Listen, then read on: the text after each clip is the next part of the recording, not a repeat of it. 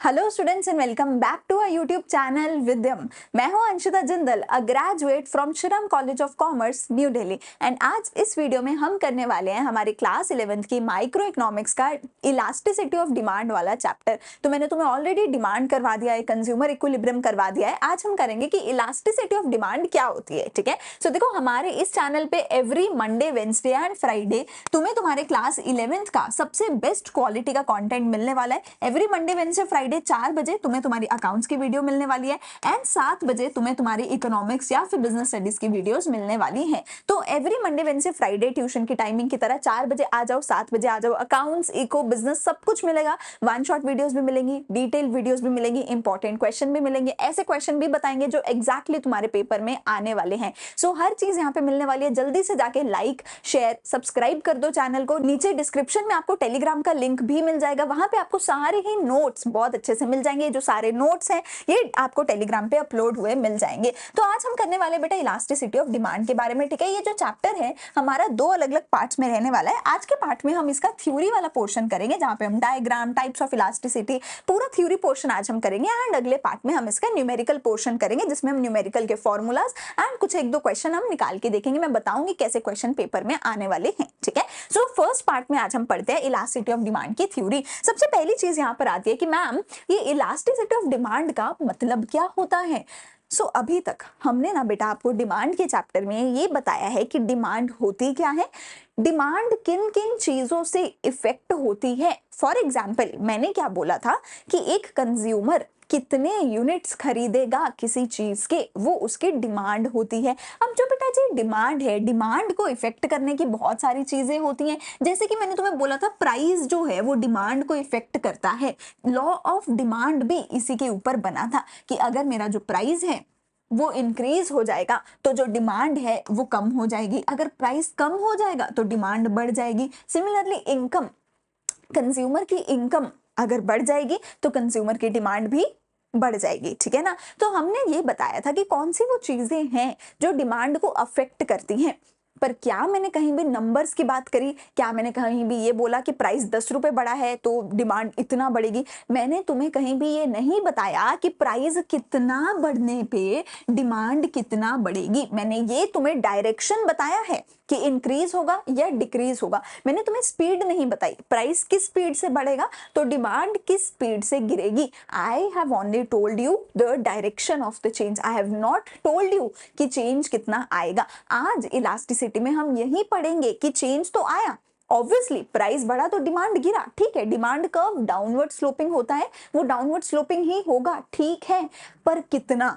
Price कितना बढ़ेगा तो डिमांड कितना गिरेगी, प्राइस कितना गिरेगा तो डिमांड कितना बढ़ेगी। तो प्राइस या फिर किसी भी ऐसे फैक्टर के चेंज आने पे डिमांड में कितना चेंज आएगा। अभी तक हमने बोला था what kind of change, demand बढ़ रही है, कम हो रही है। अब हम बोलेंगे हाउ मच, कितना चेंज आएगा। इलास्टिसिटी ऑफ डिमांड में हम पढ़ेंगे कि किस चीज के चेंज होने से डिमांड में कितना चेंज आएगा। क्या चेंज आएगा ये ऑलरेडी तुम्हें पता है, इनकम बढ़ेगी, डिमांड बढ़ेगी, प्राइस बढ़ेगा, डिमांड कम हो गई, टेस्ट एंड प्रेफरेंस का इंक्रीज होगा तो डिमांड इंक्रीज होगी, सब्स्टिट्यूट, कॉम्प्लीमेंट सब पढ़ा है। पर कितना, हाउ मच होगा वो आज हम पढ़ेंगे। ठीक है, so elasticity of demand is the responsiveness, कितना रिस्पॉन्स कर रही है हमारी डिमांड, ठीक है, किसी भी चीज की, to the change in one of the variables on which demand depends. कहते हैं जिन चीजों पे डिमांड ना डिपेंड करती है, जैसे कि इनकम, प्राइस है ना, प्राइस ऑफ रिलेटेड गुड्स, जिन चीजों पे डिमांड डिपेंड करती है, अगर उन चीजों में से किसी भी चीज में चेंज आ जाए तो उस चेंज के बदले में डिमांड कितना रिस्पॉन्ड करेगी, डिमांड कितना कम या ज्यादा होगी, ये हम पढ़ते हैं इलास्टिसिटी ऑफ डिमांड में। या फिर इसकी एक और डेफिनेशन हो सकती है, डेफिनेशन याद करना बहुत जरूरी है। पहली ये हो गई, दूसरी क्या हो गई, in other words it is a percentage change in the quantity demanded divided by the percentage change in one of the variables on which the demand depends। कहते हैं कितना परसेंटेज चेंज आया क्वांटिटी डिमांडेड में, अगर उसको मैं divide कर दूं, परसेंटेज चेंज जो आया किसी भी एक वेरिएबल में, वेरिएबल से मेरा क्या मतलब है, वो प्राइस ऑफ द कमोडिटी हो सकता है, price of the related commodity हो सकता है, जिसमें कि हम सब्स्टिट्यूट, कॉम्प्लीमेंट्स के बारे में बात करते थे। कंज्यूमर की इनकम हो सकती है, ठीक है ना। तो जो भी जो भी चीज ऐसी है जिस पे डिमांड डिपेंड करती है, उन चीजों में अगर चेंज आने लग जाए, जैसे कि price of commodity, price of substitute, price of complementary goods या फिर इनकम ऑफ द कंज्यूमर, अगर इन चीजों में चेंज आने लग जाता है तो इसकी वजह से हमारी डिमांड में कितना चेंज आएगा उसको मैं इलास्टिसिटी ऑफ डिमांड कहती हूँ, जिसका फॉर्मूला हम देखते हैं percentage change in quantity divided by percentage change in any of these. ठीक है, तो इससे ना मुझे समझ आता है कि हमारी ना मेजरली 3 तरीके की इलास्टिसिटी ऑफ डिमांड हो सकती है। पहली जो प्राइस के ऊपर डिपेंड करेगी, दूसरी जो प्राइस ऑफ रिलेटेड गुड्स पे डिपेंड करेगी, तीसरी जो कंज्यूमर की इनकम पे डिपेंड करेगी। तो पहली क्या है, प्राइस इलास्टिसिटी ऑफ डिमांड, जिसका सिंपल मतलब क्या है कि it is the measure of responsiveness of quantity demanded when there is a change in the price, it is termed as price elasticity of demand. कि प्राइस में कितना चेंज आया, उसकी वजह से क्वांटिटी डिमांडेड में कितना चेंज आया, तो मैं उसको प्राइस इलास्टिसिटी ऑफ डिमांड बोलती हूँ। तो मैं उसको प्राइस इलास्टिसिटी ऑफ डिमांड बोलती हूँ कि प्राइस के कम या ज्यादा होने से क्वांटिटी डिमांडेड में या डिमांड में कितना परसेंट चेंज आया। Similarly income elasticity of demand देखो, जिसको हम YED बोलते हैं। इनकम इलास्टिसिटी ऑफ डिमांड क्या बोलेगा कि इनकम में चेंज आने की वजह से डिमांड में कितना चेंज आया। अब तुम एक चीज याद रखना, अगर प्राइस बढ़ेगा तो डिमांड कम हो जाएगी, कितना कम होगी वो ये फॉर्मूला मुझे बताएगा। इनकम बढ़ेगी तो डिमांड बढ़ जाएगी, कितना बढ़ेगी वो मुझे फॉर्मूला बताएगा। कैसा चेंज होगा वो तुम्हें ऑलरेडी पता है, यहाँ पर बस हम बोलेंगे कितना चेंज होगा। ठीक है जी। एंड लास्टली मेरे पास आती है क्रॉस इलास्टिसिटी ऑफ डिमांड, जिसको मैं XED बोलती हूँ। देखो क्रॉस का क्या मतलब होता है कि चाय की वजह से, चाय के प्राइस की वजह से कॉफी की डिमांड में कितना चेंज आया। देखो क्रॉस हो रहा है ना, इसका प्राइस उसकी डिमांड, इसका प्राइस उसकी डिमांड, समझ रहे हो ना। तो क्रॉस हो रहा है यहाँ पे, तुम समझ रहे हो। तो यहाँ पर क्या हो रहा है कि रिलेटेड गुड्स की वजह से बात हो रही है कि सब्स्टिट्यूट किसी एक का प्राइस की वजह से दूसरे की डिमांड पे क्या चेंज आया, या फिर कॉम्प्लीमेंट्री गुड्स जैसे कि हमारा जो था कार एंड पेट्रोल, एक के प्राइस की वजह से दूसरे की डिमांड पे क्या चेंज आया।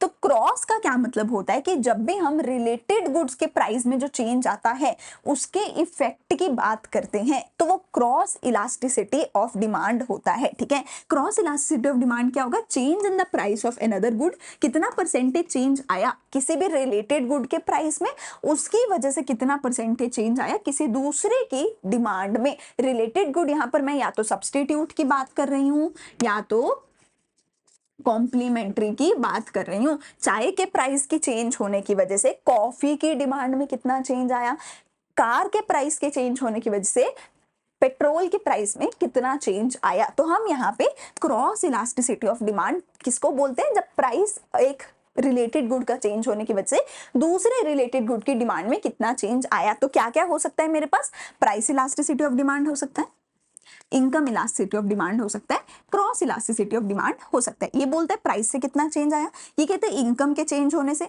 और ये कहते हैं रिलेटेड गुड्स के प्राइस के चेंज होने से। 3 तरीके की इलास्टिसिटी ऑफ डिमांड मेजरली हम पढ़ते हैं। इसके अलावा और भी कोई भी हो सकता है कि टेस्ट एंड प्रेफरेंस की वजह से क्या आया। ठीक है, लेकिन इन सब में से मेरे सिलेबस में सिर्फ और सिर्फ क्या है, प्राइस इलास्टिसिटी ऑफ डिमांड है। ये मेरे सिलेबस में तो नहीं है, पर आपको इनका इंट्रोडक्शन जितना मैंने बताया उतना थोड़ा थोड़ा पता होना चाहिए कि income elasticity and cross elasticity क्या होती है। जितना इंट्रोडक्शन दिया बस इतना पता होना चाहिए। प्राइस इलास्टिसिटी सिलेबस में है, इनका आगे कुछ भी सिलेबस में नहीं है। ठीक है, तो अब हम किसके बारे में बात करेंगे, प्राइस इलास्टिसिटी ऑफ डिमांड के बारे में बात करेंगे। अब हम किसके बारे में बात करेंगे, सिर्फ और सिर्फ प्राइस इलास्टिसिटी ऑफ डिमांड के बारे में बात करेंगे, इनके बारे में बात नहीं करेंगे। ठीक है जी। अब देखो प्राइस इलास्टिसिटी ऑफ डिमांड था क्या।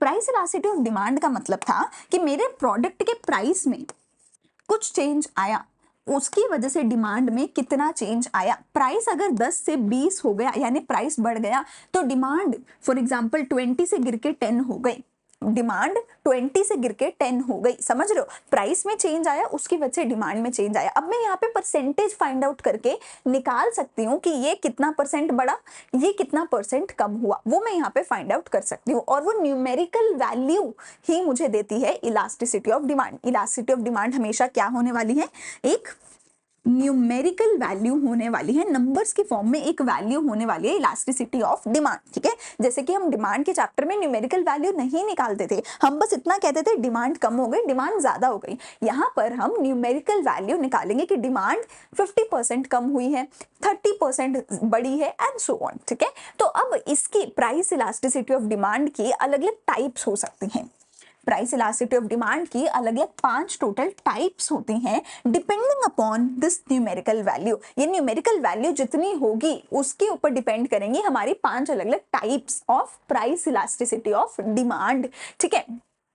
देखो, for all the types of commodities, जितने भी टाइप्स ऑफ चीजें हैं, the rate of change of demand to the change in own price is not uniform. देखो, एक चीज सोच के देखो, अगर कोई गाड़ी महंगी हो जाए तो तुम बोलोगे यार गाड़ी महंगी हो गई, ये वाली नहीं लेते, कोई और ले लेते हैं।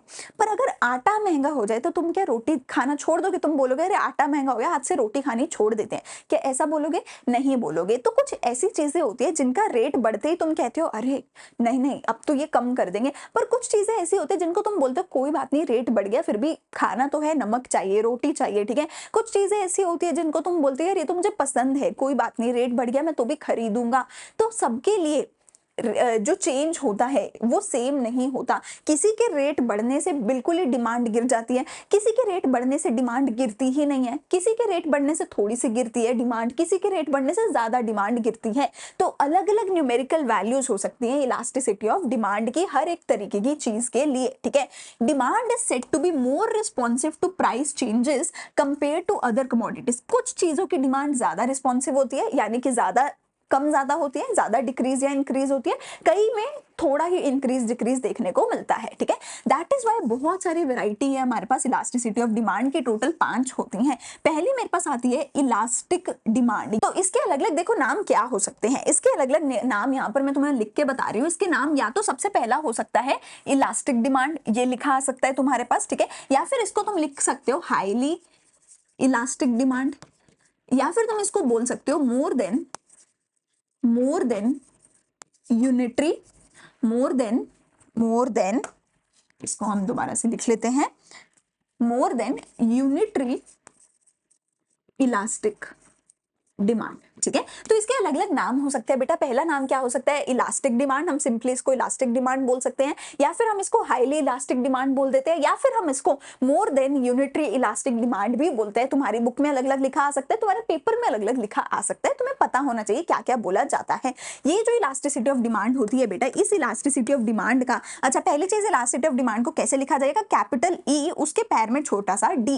ये जो इलास्टिसिटी ऑफ डिमांड है ये वाली, इसका वैल्यू क्या होगा? ग्रेटर देन 1 होगा। तो जिस इलास्टिसिटी ऑफ डिमांड का वैल्यू ग्रेटर देन 1 होगा उसको हम क्या बोलेंगे? मोर देन यूनिटरी या हाईली या फिर इलास्टिक डिमांड इसको हम बोलेंगे, ठीक है। इसकी वैल्यू क्या है? ग्रेटर देन 1 है, मतलब 1 से बढ़ी है, ये 2 हो सकती है, 3 हो सकती है, 4 हो सकती है, मतलब इंफिनिटी और 1 के बीच में है। इसकी वैल्यू 1 और इंफिनिटी के बीच में है, 1 से बढ़ी है, इंफिनिटी से छोटी है इसकी वैल्यू, ठीक है। अब इसका मतलब क्या है? इसका मतलब देखो क्या होता है, demand is said to be elastic if the change in price causes a more than proportionate change in the quantity demanded। मतलब कि जितना चेंज आया प्राइस में, चेंज को मैं डेल्टा से लिख रही हूँ, ठीक है, डेल्टा प्राइस में जितना चेंज आया उससे ज्यादा चेंज आया क्वांटिटी डिमांडेड में। प्राइस में जितना चेंज आया उससे ज्यादा चेंज आया क्वांटिटी डिमांडेड में, उसको मैं हाईली या फिर मोर इलास्टिक डिमांड बोलती हूँ, ठीक है। अब 2-3 पॉइंट फिर से मैं बता रही हूँ, इनको एक एक करके लिख लो।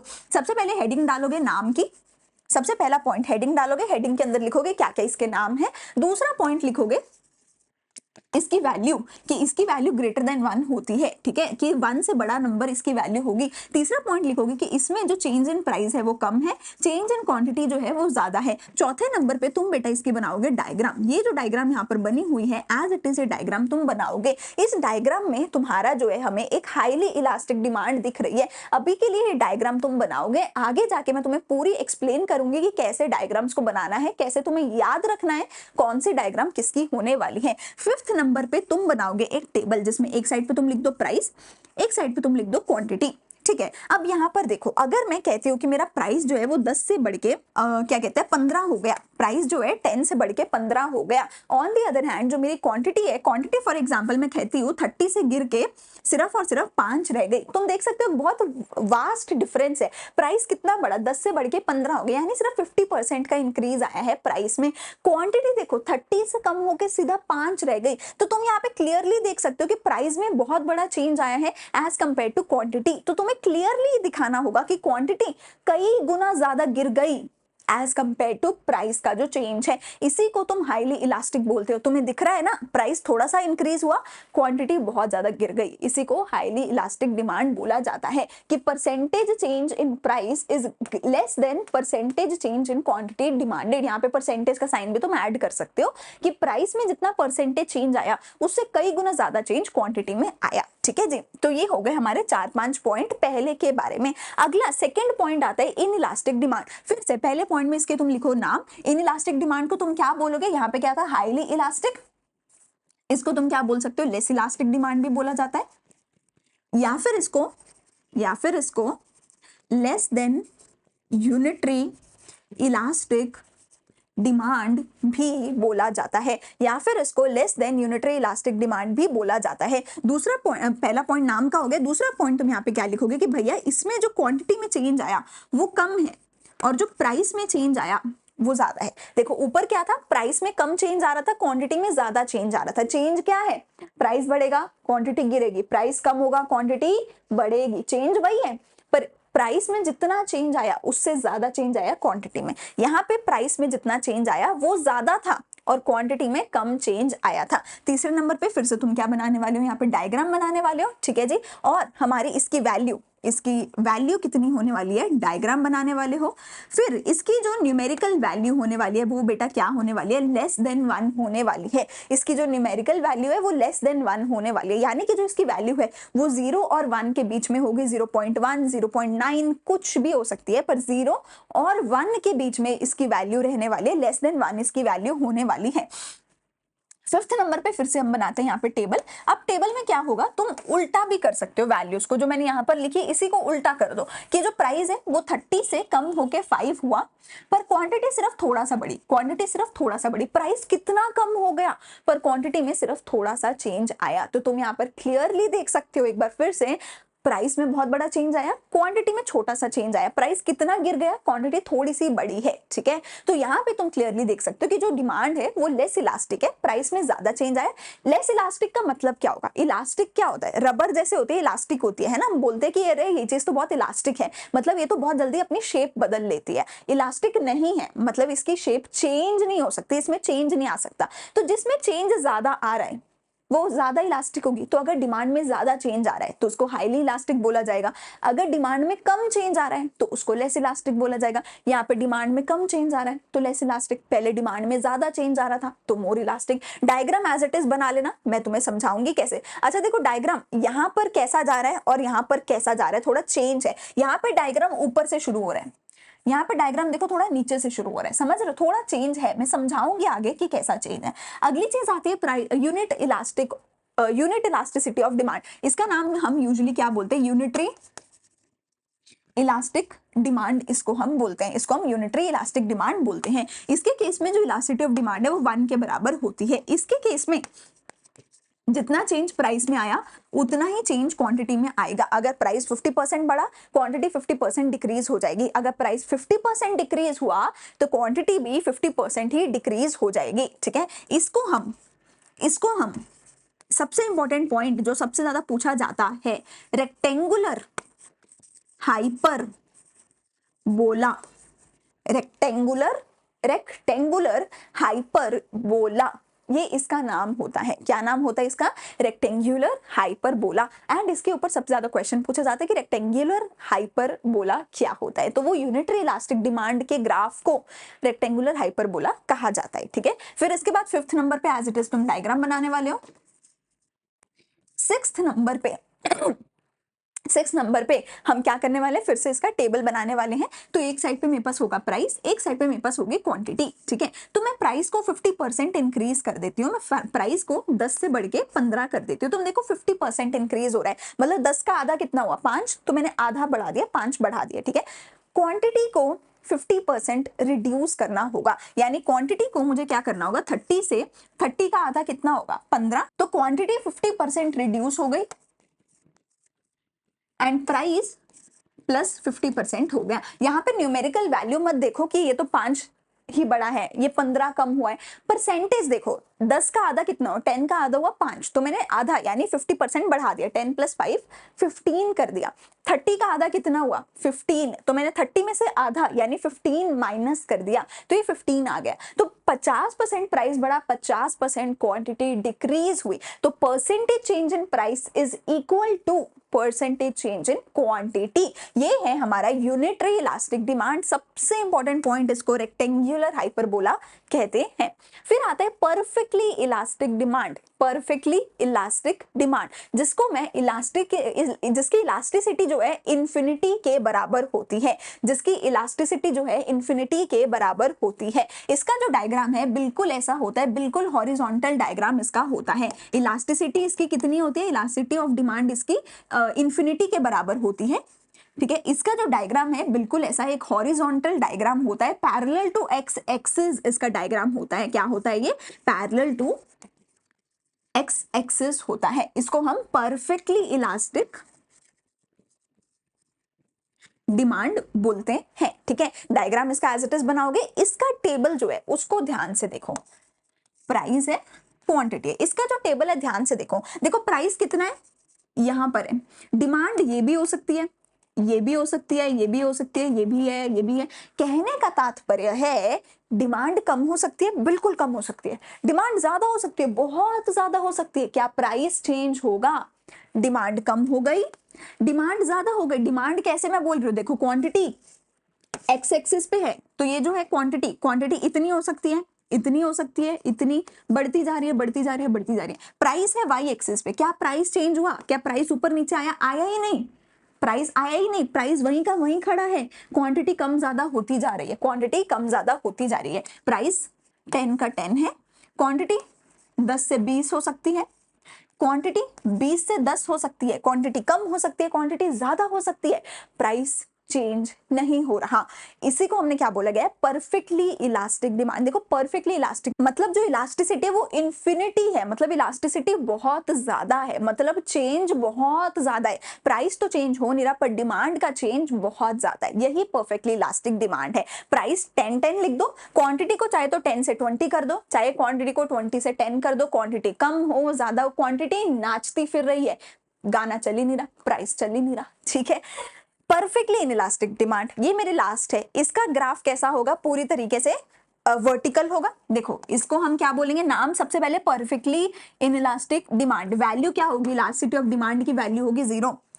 इलास्टिसिटी 0 है, मतलब ये कपड़ा इलास्टिक है ही नहीं, मतलब ये चेंज हो ही नहीं सकता, इसकी शेप चेंज हो ही नहीं सकती। इसीलिए तो मैं इसको क्या बोल रही हूँ, अभी इलास्टिक बोल ही नहीं रही हूँ, मैं इसको क्या बोल रही हूँ, इनइलास्टिक। परफेक्टली इनइलास्टिक, जो चीज चेंज नहीं हो सकती उसको इनइलास्टिक बोला जाता है। इलास्टिसिटी ऑफ डिमांड 0 है, इनइलास्टिक डिमांड इसको बोला जाता है। दूसरी चीज, इसका जो ग्राफ है पैरेलल टू वाई एक्सिस होने वाला है, या फिर बिल्कुल वर्टिकल ग्राफ होने वाला है। इसका मतलब क्या है मैम, इसका मतलब बेटा जी ये है कि देखो डिमांड यहाँ पर फिक्स हो गई, डिमांड यहाँ पे क्वांटिटी फिक्स हो गई, प्राइस मेरा नाचता फिरेगा, प्राइस बढ़ भी सकता है, प्राइस कम भी हो सकता है। प्राइस नाचता फिर रहा है, क्वांटिटी चल ही नहीं रही, तो प्राइस कम हो सकता है, प्राइस ज्यादा हो सकता है। देखो पर क्वांटिटी फिक्स है, क्वांटिटी डिमांडेड अब चेंज नहीं हो रही है, इसका ये मतलब है। तो 5 टाइप्स ऑफ इलास्टिसिटीज हो गई, परफेक्टली इलास्टिक यानी इनफाइनाइट इलास्टिसिटी, परफेक्टली इनइलास्टिक यानी कि 0 इलास्टिसिटी, और इसके बीच में equal to 1, greater than 1, less than 1, 5 type of elasticities of demand यहाँ पर आ गई हैं। अब मैं तुम्हें इनका थोड़ा सा डायग्रामेटिकली मतलब समझा देती हूँ with the help of diagram, ठीक है। तो देखो तुम्हें इसके डायग्राम कैसे बनाने हैं, मैंने तुम्हें इसकी एक्सप्लेनेशन समझा दी, टेबल समझा दिया, नाम समझा दिया, न्यूमेरिकल वैल्यू बता दिया। अब तुम समझो इसका डायग्राम कैसे बनाना है। देखो डायग्राम समझने से पहले एक चीज समझ लो जो कि है स्लोप, ठीक है। किसी भी चीज का स्लोप का मतलब क्या होता है, स्लोप के फॉर्मूला की अभी मैं बात नहीं करूंगी, स्लोप के मतलब की बात करूंगी, ठीक है। स्लोप का मतलब होता है कि कोई चीज कितनी ज्यादा वर्टिकल है, कोई चीज कितनी ज्यादा वर्टिकल है। वर्टिकल मतलब ये, ठीक है, स्टैंडिंग लाइन, ठीक है। हॉरिजॉन्टल का क्या मतलब होता है, हॉरिजॉन्टल माने तो ये स्लीपिंग लाइन, ठीक है। अगर चीज वर्टिकल है, अगर कोई भी चीज वर्टिकल है तो उसका स्लोप ज्यादा होगा। अगर कोई चीज हॉरिजॉन्टल है तो उसका स्लोप कम होगा, ठीक है। कोई भी चीज जितनी ज्यादा वर्टिकल होगी उसका स्लोप उतना ज्यादा होगा, कोई भी चीज जितनी ज्यादा हॉरिजॉन्टल होगी उसका स्लोप उतना कम होगा। ये चीज समझ आ गई, ये चीज समझ आ गई। ज्यादा स्लोप मतलब वर्टिकल, कम स्लोप मतलब हॉरिजॉन्टल। अब एक चीज, स्लोप इज इनडायरेक्टली प्रोपोर्शनल, अगली लाइन लिखोगे तुम कॉपी में, indirectly, slope is indirectly proportional to elasticity of demand. The slope of the demand curve is indirectly proportional to elasticity of demand. जिसका क्या मतलब हुआ, जिसका क्या मतलब हुआ, इसका मतलब हुआ higher the slope, lower the elasticity of demand, and lower the slope, higher the elasticity of demand. अगर ग्राफ का स्लोप ज्यादा होगा इलास्टिसिटी कम होगी, ग्राफ का स्लोप कम होगा इलास्टिसिटी ज्यादा होगी। अब देखिए हम एक डायग्राम बनाते हैं, एक ग्राफ बनाते हैं आपके सामने, ठीक है। अगर मैंने एक ऐसी लाइन बनाई बिल्कुल स्ट्रेट, बिल्कुल ऐसे, तो ये लाइन पूरी तरह से वर्टिकल है, ये जो लाइन है, तो ये लाइन पूरी तरह से वर्टिकल है। अगर ये लाइन वर्टिकल है मतलब इसका जो स्लोप है बेटा वो बहुत ज्यादा है, ठीक है। एंड अगर लाइन पूरी तरह से वर्टिकल है तो उसका स्लोप क्या होता है, इनफाइनाइट होता है। स्लोप जितना ज्यादा इलास्टिसिटी उतनी कम। हो गई बात खत्म। अगर मैं एक ऐसी लाइन बनाऊं, हम दूसरा कलर यहाँ पे यूज कर लेते हैं, अगर मैं एक ऐसी लाइन बनाऊं बिल्कुल, ठीक है, तो यहां पर क्या हो रहा है, ये लाइन बिल्कुल ही क्या है, हॉरिजॉन्टल है, हॉरिजॉन्टल है। अगर लाइन हॉरिजॉन्टल है इसका मतलब उसका स्लोप बहुत कम होगा, कम कितना, स्लोप 0 होगा। स्लोप जितना कम होगा इलास्टिसिटी उतनी ज्यादा होगी, स्लोप जितना कम होगा इलास्टिसिटी उतनी ज्यादा होगी। समझ आ गई बात। स्लोप जितना ज्यादा होगा इलास्टिसिटी कम होगी, स्लोप कम होगा इलास्टिसिटी ज्यादा होगी। वर्टिकल होगा तो स्लोप ज्यादा होगा, हॉरिजॉन्टल होगा तो स्लोप कम होगा। अब देखो मुझे बिल्कुल नहीं है, मैंने बिल्कुल नहीं देखी थी अभी डायग्राम्स, मुझे फिर भी याद है। कैसे, मैं अपने आप से याद नहीं कर सकती 5 डायग्राम, तो मैंने स्लोप के बेसिस पे याद किया हुआ है। मैंने बस एक चीज याद करी हुई है, वर्टिकल माने स्लोप ज्यादा इलास्टिसिटी कम, हॉरिजॉन्टल माने स्लोप नहीं है, स्लोप 0 है, इलास्टिसिटी ज्यादा है, खत्म कहानी। अब हो गए, बाकी के 5 रह गए। तो ये क्या थी मेरी, ये क्या थी, परफेक्टली इनइलास्टिक डिमांड, और ये क्या थी, परफेक्टली इलास्टिक डिमांड। अब बचे बाकी के 3, अब बचे बाकी के 3, वो भी बना लेते हैं, ठीक है जी। तो मैं तुम्हारे सामने 3 डायग्राम्स बनाऊंगी, 3 लाइंस में तुम्हारे सामने ड्रॉ कर देती हूँ, एक ऐसी, एक ऐसी, और एक इसके बीच में कहीं पे, एक इसके बीच में कहीं पे, ठीक है। तो देखो 3 लाइन हो गई, ए बी और सी, ए बी और सी। तुम देखो तीनों में से सबसे ज्यादा वर्टिकल कौन है, तीनों में से कौन सी लाइन सबसे ज्यादा वर्टिकल है, कौन सी लाइन सबसे ज्यादा वर्टिकल है, सबसे ज्यादा मतलब सीधी है, वो कौन सी लाइन है, ए। तो ए अगर सबसे ज्यादा वर्टिकल है तो ए का स्लोप सबसे ज्यादा होगा, इन तीनों में से ए का स्लोप सबसे ज्यादा होगा, ठीक है। तो अगर मैं स्लोप के बेसिस पे बोलूं तो ए का स्लोप सबसे ज्यादा होगा। उससे कम वर्टिकल कौन सी है, बी, तो उसका स्लोप कम होगा। और सबसे कम वर्टिकल सी है तो सी का स्लोप सबसे कम होगा। Higher the slope lower the elasticity, बहुत अच्छी बात है। तो इलास्टिसिटी ऑफ डिमांड के केस में उल्टा होगा, इलास्टिसिटी ऑफ डिमांड के केस में सी का इलास्टिसिटी सबसे ज्यादा, और फिर बी का इलास्टिसिटी, और फिर ए का इलास्टिसिटी। समझ आ रही है चीज। तो क्या मैं कह सकती हूँ, क्या मैं ये कह सकती हूँ कि इसको हम नीचे कर देते हैं, तो क्या मैं ये कह सकती हूँ कि स्लोप सबसे ज्यादा ए का, फिर बी का, फिर सी का, क्योंकि ये सबसे ज्यादा वर्टिकल, ये कम वर्टिकल, ये सबसे कम वर्टिकल, ये काइंड ऑफ हॉरिजॉन्टल सी हो गई है, ठीक है। तो स्लोप ए, फिर बी, फिर सी। तो इलास्टिसिटी उल्टा होगा, क्योंकि स्लोप और इलास्टिसिटी एक दूसरे के उल्टे हैं, तो इसका स्लोप सबसे कम, इलास्टिसिटी सबसे ज्यादा, यानी इसकी इलास्टिसिटी क्या होगी, ग्रेटर देन 1। ये बीच का बंदर है, यानी इसकी इलास्टिसिटी इक्वल टू 1। इसकी सबसे कम होगी, तो यानी इसकी इलास्टिसिटी कितनी होगी, इलास्टिसिटी लेस देन 1। तो ये इसकी इलास्टिसिटी क्या होगी, लेस देन 1, इसकी इलास्टिसिटी क्या होगी, इक्वल टू 1, और इसकी इलास्टिसिटी क्या होगी, इसकी इलास्टिसिटी क्या होगी, ग्रेटर देन 1 होने वाली है। यही चीज बेटा मैं तुम्हें वहां पर भी समझा रही थी, देखो डायग्राम में ये चीज मैं तुम्हें समझा रही थी कि जो हमारा, देखो जो हमारा ग्रेटर देन 1 वाला है वो थोड़ा नीचे से शुरू हो रहा है, पर जो लेस देन 1 है, लेस देन 1 वो ऊपर से शुरू हो रहा है, देख रहे हो। यही चीज मैंने यहाँ पर भी बनाई है, यही चीज मैंने यहाँ भी बनाई है कि जो ग्रेटर देन 1 है वो नीचे से शुरू करना है, जो लेस देन 1 है वो ऊपर से शुरू करना है। अब अगर मैं एक बार तुम्हें बना के दिखा दूं सारे के सारे डायग्राम्स, तो अगर तुम एक बिल्कुल स्ट्रेट लाइन ऐसे बनाते हो, तो यानी कि स्लोप इंफिनिटी, इलास्टिसिटी 0, यानी कि परफेक्टली इनइलास्टिक डिमांड, ठीक है। अगर इसकी उल्टा एक बिल्कुल ही स्लीपिंग लाइन बनाते हो, तो इसका इलास्टिसिटी इनफाइनाइट, ठीक है, यानी कि परफेक्टली इलास्टिक डिमांड, ठीक है। अगर तुम ऐसे ऊपर से बनाते हो, तो इसका इलास्टिसिटी लेस देन 1 होगा, क्योंकि इसका स्लोप बहुत ज्यादा है। अगर तुम ऐसे नीचे से लाइन बनाते हो, तो इसका क्या होगा, इलास्टिसिटी ग्रेटर देन 1 होगा, क्योंकि इसका स्लोप है बहुत कम है। तुम्हें क्लियरली दिख रहा है, स्लोप ज्यादा है, स्लोप कम है, लेस देन 1 है, ग्रेटर देन 1 है। एंड जो बेटा मेरा यूनिटरी इलास्टिक डिमांड है, उसका सबसे ध्यान से देखना, उसका तुम एक सी की तरह ग्राफ बनाओगे। जो यूनिटरी इलास्टिक डिमांड है, उसका जो ग्राफ है एकदम सी की तरह ऐसे बनेगा, क्योंकि इसको हम रेक्टेंगुलर हाइपरबोला कहते हैं, इसको हम रेक्टेंगुलर हाइपरबोला कहते हैं। तो इसका जो ग्राफ है बेटा, इसे सी की तरह बनाओगे, ठीक है। बाकियों के ग्राफ ऐसे बनाओगे, जो यूनिटरी इलास्टिक है, जिसका elasticity of demand equal to 1 है, इसके ग्राफ को ऐसे थोड़ा सा सी की तरह बनाओगे, ठीक है, ऐसे कन्वेक्स सा बनाओगे, ठीक है।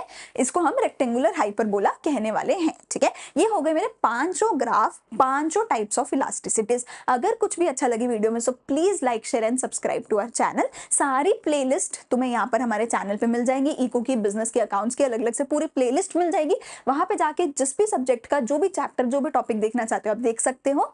टेलीग्राम पे नोट्स आपको मिल जाएंगे, वहां पर जाके फॉलो कर लेना, ठीक है। हम मिलते हैं अब अगली वीडियो में, जहां पर अब मैं तुम्हें न्यूमेरिकल पोर्शन करवाने वाली हूँ इलास्टिसिटी ऑफ डिमांड का। उससे पहले पांचों types of elasticity with diagram, with numerical value, सब कुछ अच्छे से प्लीज याद कर लेना। अगली वीडियो में हम करेंगे इसका जो है न्यूमेरिकल पोर्शन।